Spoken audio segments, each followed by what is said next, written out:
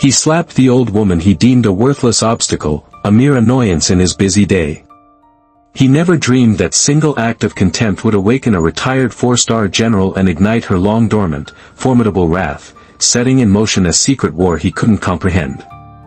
The Los Angeles sun was beginning its descent when General, retired, Evelyn Evie Hayes, 78 years old, stepped out of a corner market in the outskirts of Jefferson Heights. To any casual observer, she was the epitome of a frail, elderly woman.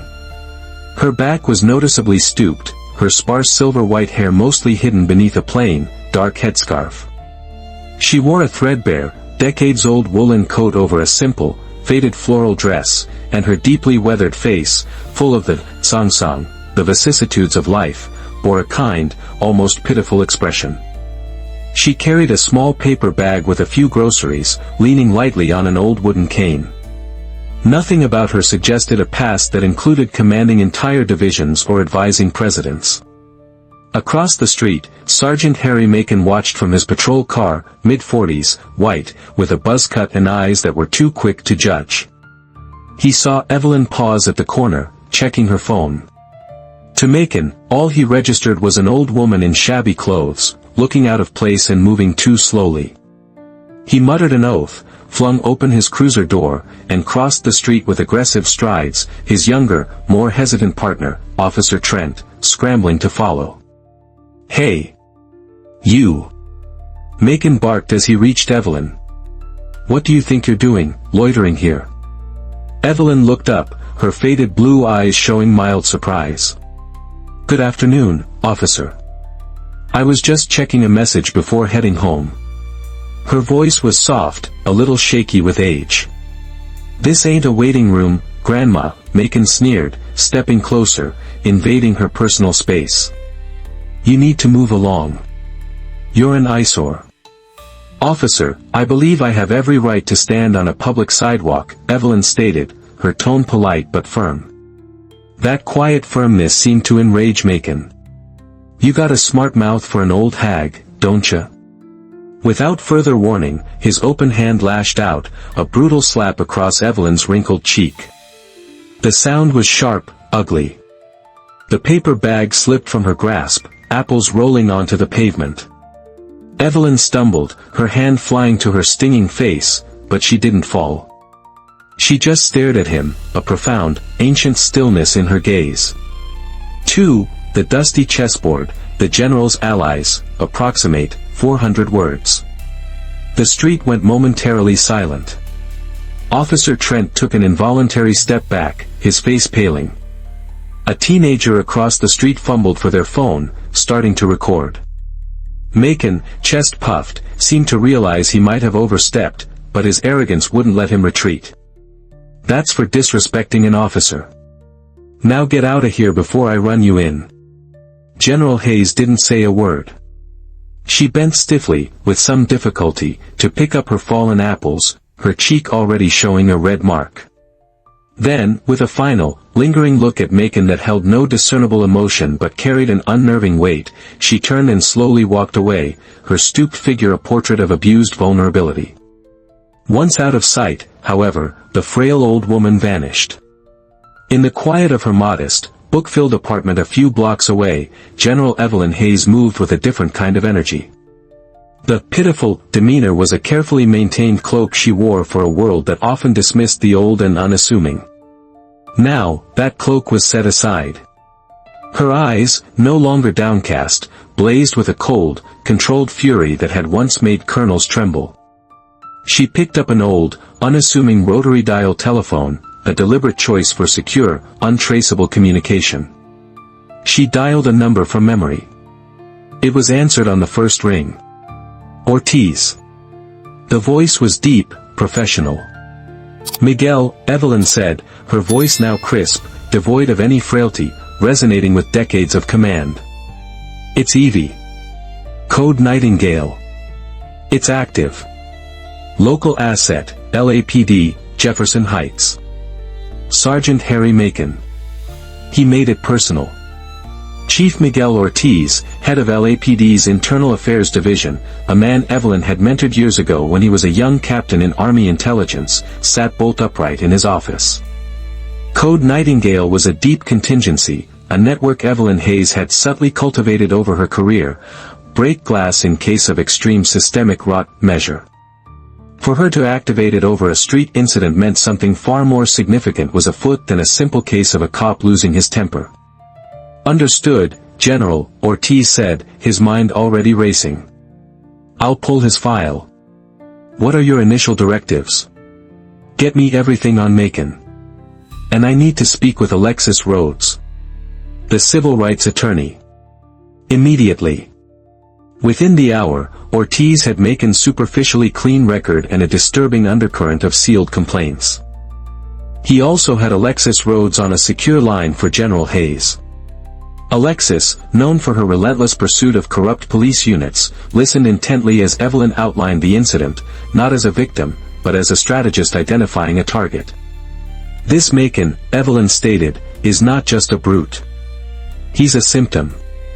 I suspect he's part of something larger. Something like the old SHIELD whispers. Alexis's breath caught.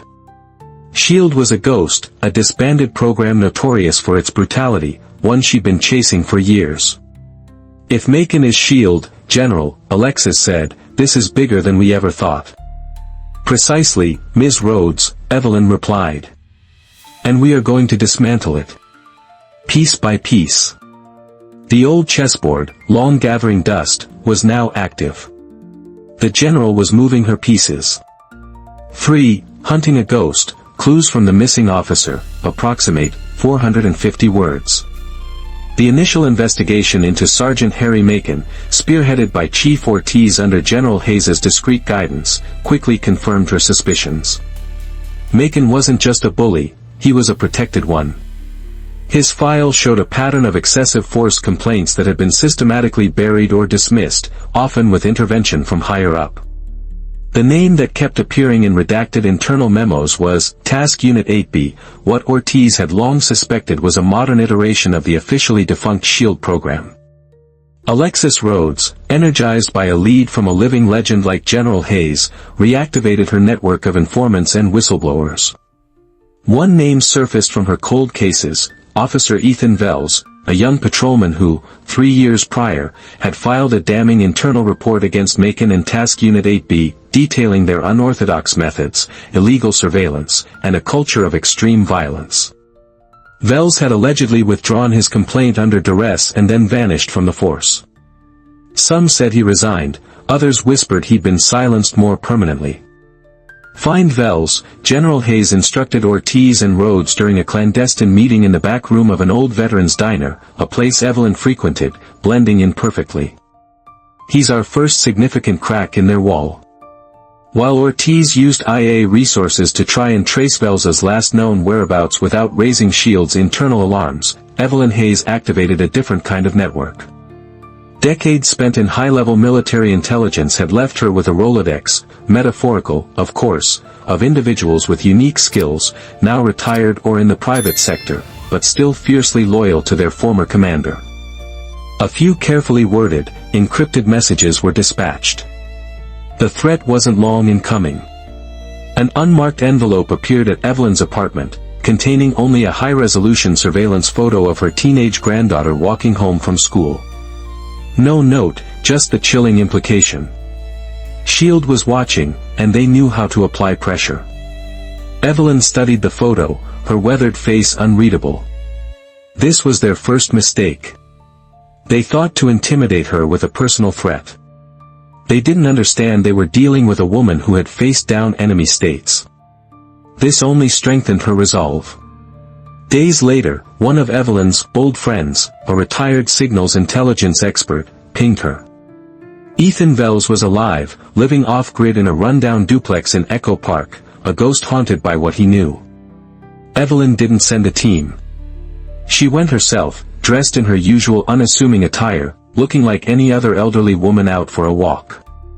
When Vels, gaunt and paranoid, finally opened his door to her after she used an old, obscure military call sign he'd recognize, he looked at her as if seeing an apparition. "They told me you were a myth, General," he whispered. "Myths have a way of returning when needed, Officer Wells," Evelyn said gently. "I believe you have something for me. Something they don't want the world to see." For, drawing them in, the senator's undoing, approximate, 500 words. Inside the cramped, sparsely furnished apartment, Ethan Wells, a man broken by fear but not by conscience, finally unburdened himself. He handed General Hayes a heavily encrypted flash drive. "It's all there," he said, his voice hoarse. "The real SHIELD training doctrine, unredacted ops reports, names, kill orders, everything. I copied it before they scrubbed my life." He explained how SHIELD was more than a rogue unit. It was a deeply embedded ideology, protected from the highest levels. Back in her own secure, command center, her unassuming apartment now humming with discreetly installed high-tech communication gear managed by another of her loyalists, General Hayes, alongside Ortiz and Alexis Rhodes, reviewed Wells's intel. It was dynamite, enough to expose SHIELD's domestic black operations. But a direct data dump would be too crude, too easily spun or suppressed by SHIELD's powerful allies. "We need to draw out one of their protectors," Evelyn mused, her strategic mind clicking through scenarios. "Someone public, someone whose fall will be undeniable and will force the rest into the light." Her eyes landed on a name frequently mentioned in Wells's files in connection with funding and political cover, Senator Donovan Harland, a vocal, law and order hawk with a carefully polished public image.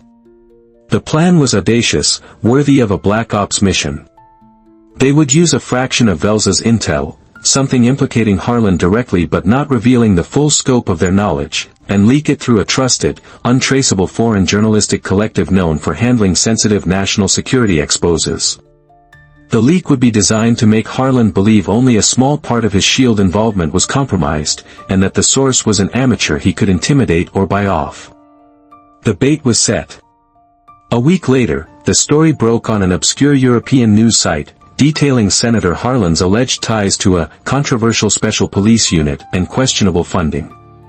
As predicted, Harland, arrogant and overconfident, didn't go to ground.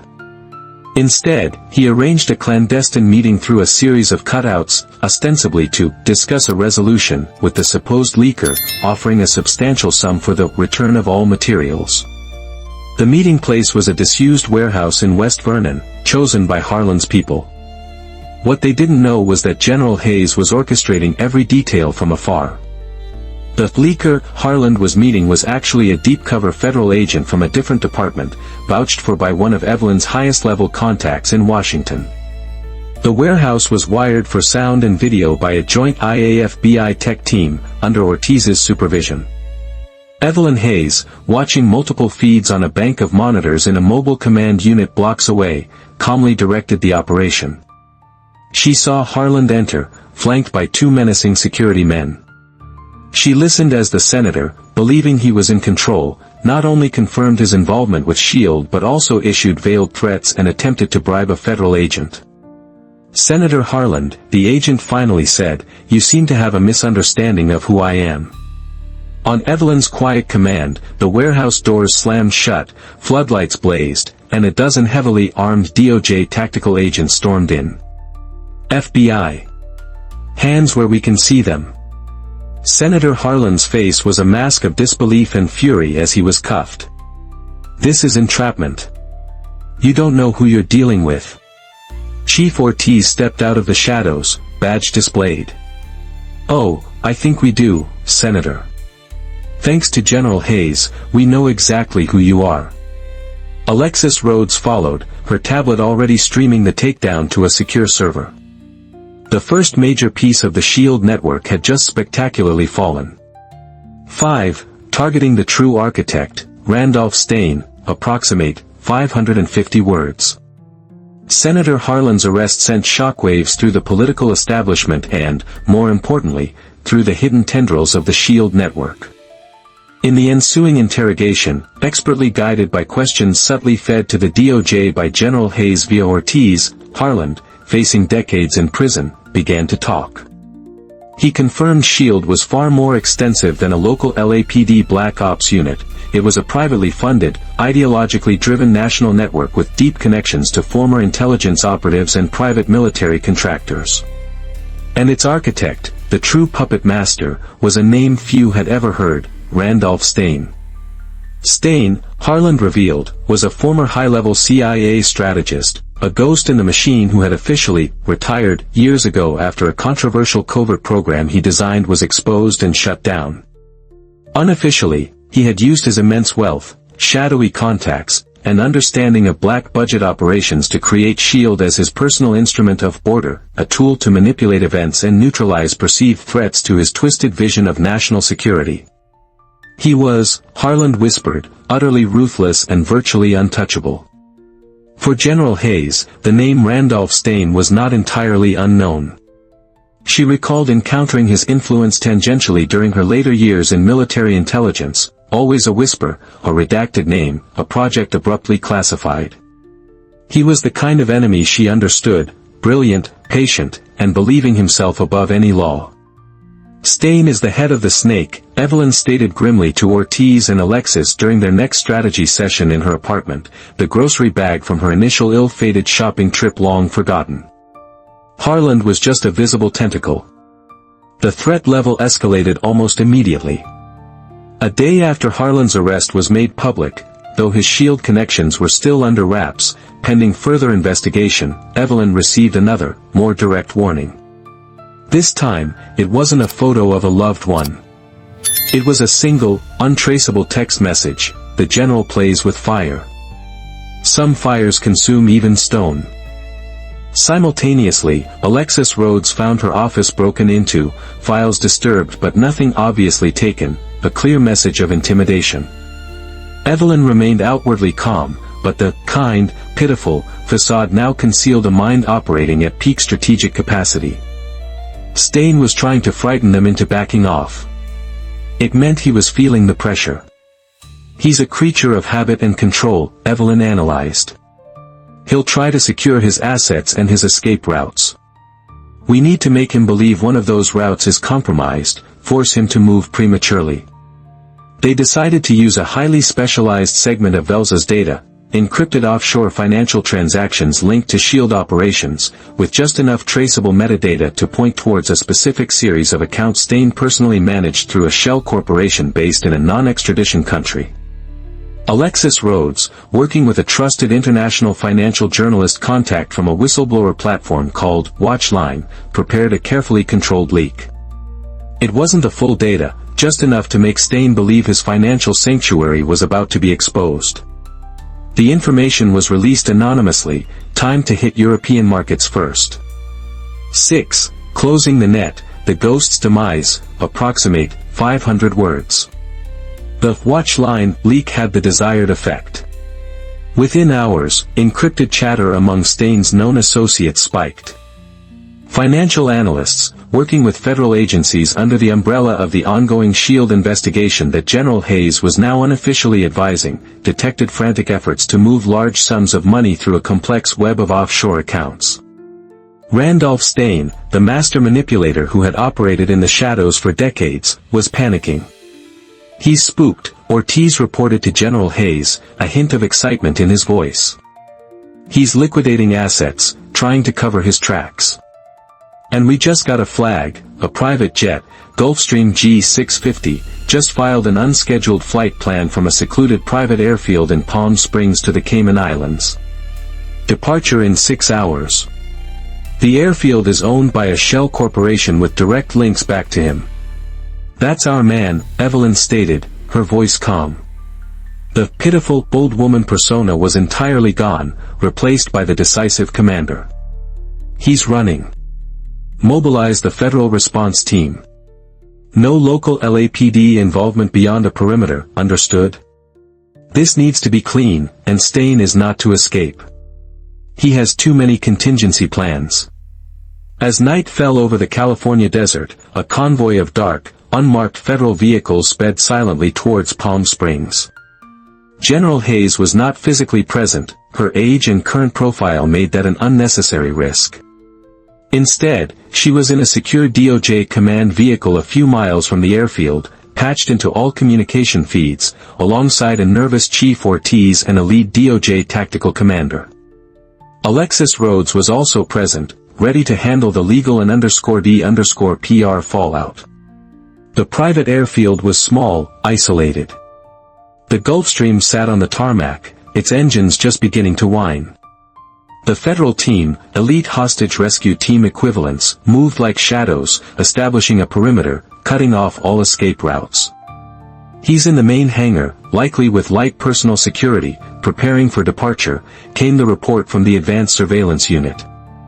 "No direct assault unless he fires," Evelyn's voice came crisply over the command net. "I want him taken alive, with all his data. Ortiz, you and Agent Davies will make the approach. Standard identify and apprehend. He knows the game is up. He might try to negotiate or bluff."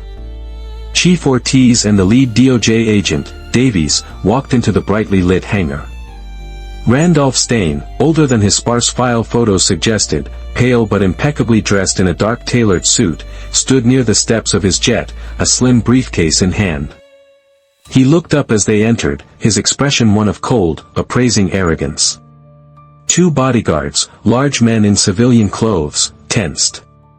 "Randolph Stain," Agent Davies announced, "you are under arrest by order of the United States Department of Justice for conspiracy, illegal domestic surveillance, and a list of other felonies too long to enumerate here." Stain actually smiled, a thin, reptilian curve of his lips. "You have no idea what you're meddling with, Agent. This operation is sanctioned at levels you can't even imagine." "The only sanction here, Mr. Stain," Ortiz interjected, "is the one that's about to put you away for a very long time." The bodyguards started to move. Before they could take 2 steps, figures emerged from the shadows around the hangar, the federal tactical team. The bodyguards froze, hands slowly rising. Stain's smile faltered. He looked around, perhaps for an escape route that wasn't there. "It seems your sanction has expired, Mr. Stain," came Evelyn Hayes's voice, patched into Ortiz's earpiece and broadcast subtly into the hangar via a hidden speaker in his comms. Stain's head snapped up, his eyes searching, a flicker of genuine surprise, then something like dawning horror, appearing on his face. He recognized that voice, a voice from a past he thought long buried. The voice of a general he once underestimated. The architect of S.H.I.E.L.D. was cuffed, his briefcase seized. The ghost was finally caught. 7. The Light of Truth, Exposing Dark Doctrines, approximate, 300 words. Randolph Stain's arrest was the kill shot to the operational capabilities of S.H.I.E.L.D., but General Evelyn Hayes knew the ideology behind it was a more insidious beast. The briefcase seized at the airfield contained a treasure trove, encrypted hard drives, offshore account ledgers, and, most chillingly, a list of dormant assets, individuals in positions of power across various states still loyal to Stain's vision.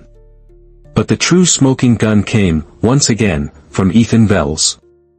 The former officer, now in federal witness protection and debriefing extensively with Alexis Rhodes and DOJ analysts, recalled one final piece of evidence he had secured but had been too terrified to release earlier. It was a video file, buried deep within S.H.I.E.L.D.'s archaic internal servers, labeled only CoreVal, an abbreviation for Core Values Indoctrination. The footage, timestamped 11 years prior, showed a dimly lit training warehouse. A senior figure, his face digitally blurred but his voice and mannerisms chillingly familiar to those who knew Stain's early career, stood before a group of young, uniformed recruits, the first generation of S.H.I.E.L.D. operatives. His words, slow and deliberate, laid bare the program's poisonous heart: "You are not here to serve, you are here to control. Justice is a comforting illusion we allow the public. True order is maintained by fear. When you create fear, you own the streets. Your loyalty is not to a badge, but to the shield, and to the silence that protects it." The recruits repeated the lines like a dark catechism. This CoreVal video, combined with Stain's captured files and Senator Harlan's testimony, provided an undeniable, unspinable narrative of a deeply entrenched, anti-democratic conspiracy. General Hayes, working with Ortiz and Alexis, made a strategic decision. This wasn't for a slow burn through congressional committees. This needed immediate, global sunlight. Alexis Rhodes, using her Watchline network and a coalition of reputable international investigative journalists, coordinated a simultaneous global release of the Corval video and a summary of the SHIELD conspiracy. Timed for primetime news cycles across multiple continents, the impact was devastating. 8. Mission accomplished. The veteran sunset and undying legend, approximate 200 words. The Corval broadcast ignited a firestorm. Protests erupted in every city SHIELD had touched, no longer based on rumor but on undeniable proof. Whistleblowers, emboldened by Staines' arrest and the public exposure, flooded DOJ hotlines with new evidence. Governments in allied nations, implicated by SHIELD's international financial ties, launched their own investigations. A federal task force, with sweeping powers, was immediately convened to dismantle every remnant of the SHIELD network and prosecute all involved. Arrests climbed into the dozens. Systemic reform, long just a talking point, became an urgent, unstoppable demand. General Evelyn Hayes watched the news reports from her quiet apartment, the same pitiful, old woman in her faded dress and headscarf. Her secret war was won. She had faced down a shadow empire not with bombs or bullets, but with intelligence, strategy, and an unwavering belief in the true meaning of service and justice. Her name would never be publicly linked to the takedown in a major way, she had ensured that. Her reward was the quiet satisfaction of a mission accomplished. The image of Sergeant Macon slapping an elderly, unassuming woman had indeed ignited a war. It had reminded a retired general that some battles choose you, regardless of age or infirmity. And it reminded a nation that true guardians of liberty can come in the most unexpected forms, their strength hidden not by stealth technology, but by wrinkles, a stooped back, and the quiet dignity of a life well lived in service to ideals greater than oneself. What does it take to truly challenge a corrupt system? Can one person, armed with truth and courage, still make a difference? Share your thoughts on General Hayes' incredible secret war in the comments below. Remember to always comment with respect. Subscribe for more stories where hidden heroes rise and justice is finally served.